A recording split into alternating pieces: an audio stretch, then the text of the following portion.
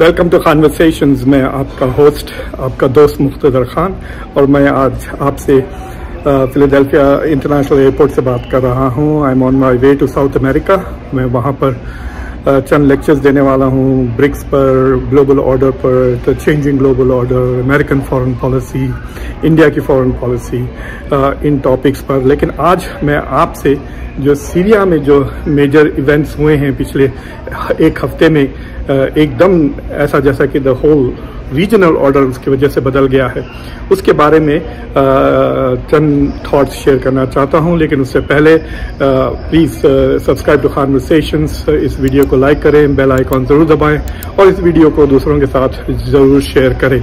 तो जो एक किस्म से तख्ता पलट गया है सीरिया में, देखते देखते जो सीरिया में जो नया ग्रुप आया है, Hayat Tahrir ash-Sham organisation for the liberation of Syria, इसने पूरी तरह से सीरिया पे कब्जा कर लिया है। मेजर सिटीज़ पर, अलेप्पो, होमा, हम्स और अब दमास्कस, और असद बेसिकली सीरिया को छोड़कर, बशर अल-असद छोड़कर भाग चुके हैं।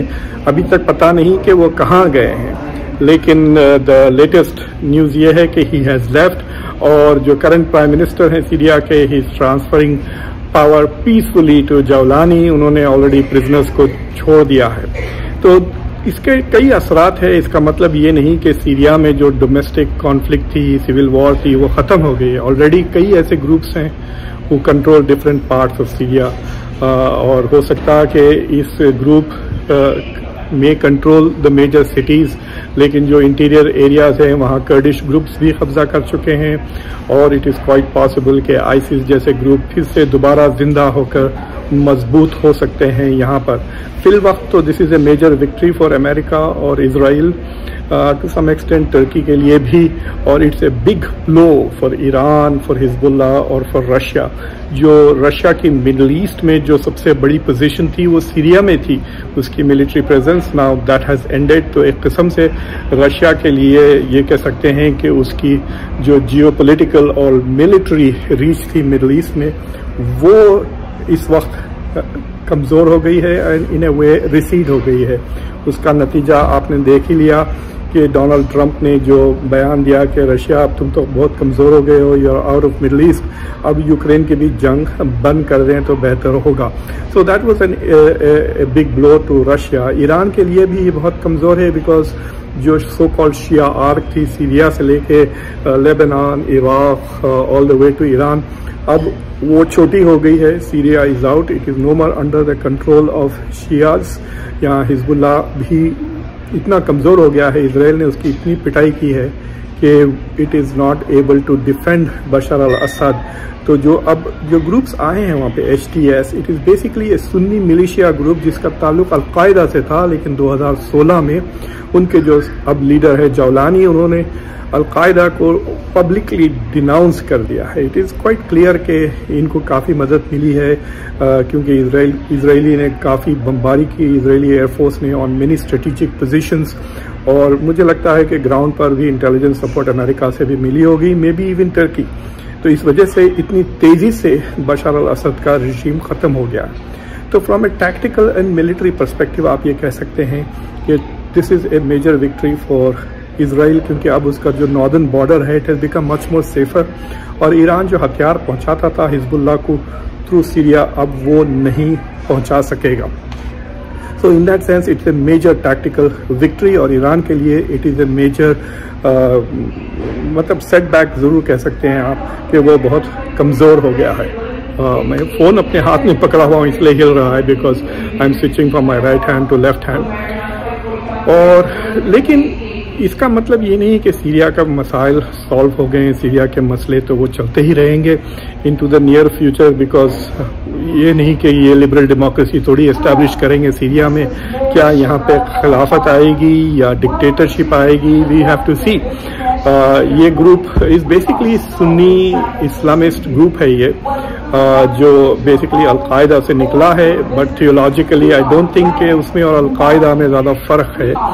अब तो थोड़ा बहुत it will enjoy a brief honeymoon, हो सकता कि if it reaches out to America और हो सकता है कि कुछ लेजिटिमेसी हो जाए, लेकिन in the long run it will be an issue. क्या ये तालिबान जैसा मुल्क बनता है, सऊदी अरेबिया जैसा मुल्क बनता है, इसके क्या ताल्लुकात हो गए हमास के साथ। It is very clear that Hezbollah से तो इसकी दुश्मनी है। सो फ्रॉम दैट पर्सपेक्टिव ये ईरान और हिजबुल्लाह दोनों को कमज़ोर ज़रूर कर देगा।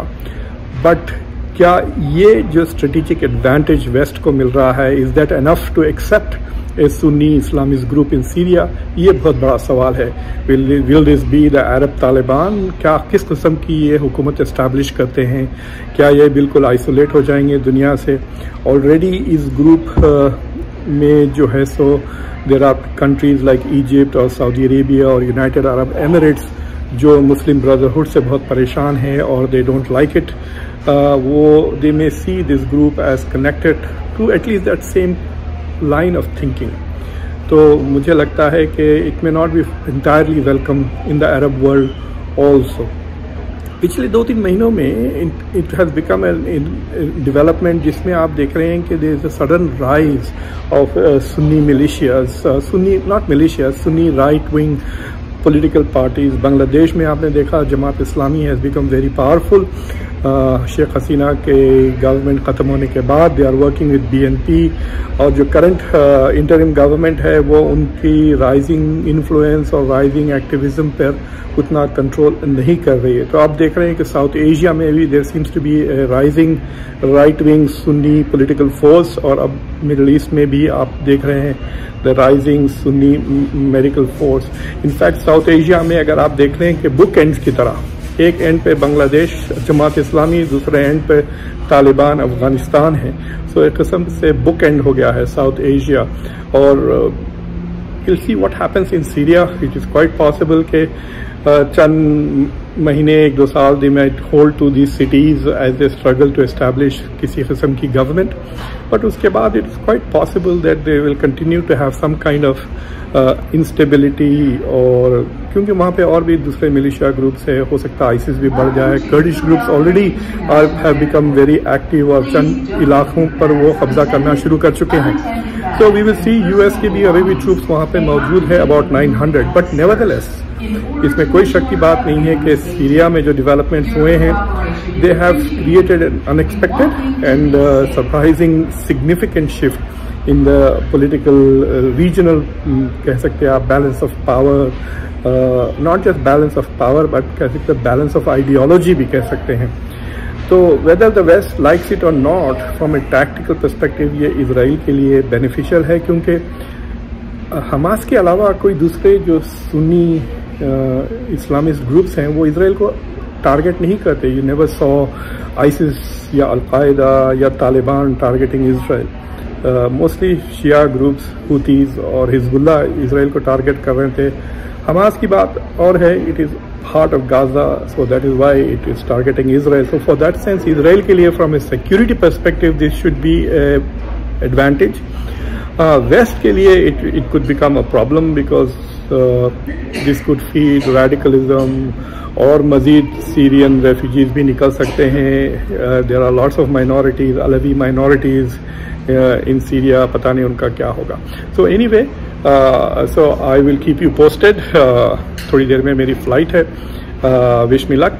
और फिर मैं हो सके तो आपको मियामी में, शायद I am flying out of Miami, so I may not have much time, तो फिर आपसे 24 घंटों के बाद मुलाकात करेंगे। And I am very disappointed कि इंडिया का परफॉर्मेंस सेकंड टेस्ट में एडिलेड में pink ball was really bad. I think it is time कि India has to rethink its batting order. Anyway, so take care. मैं आपका host, आपका दोस्त मुख्तदर Khan. Bye.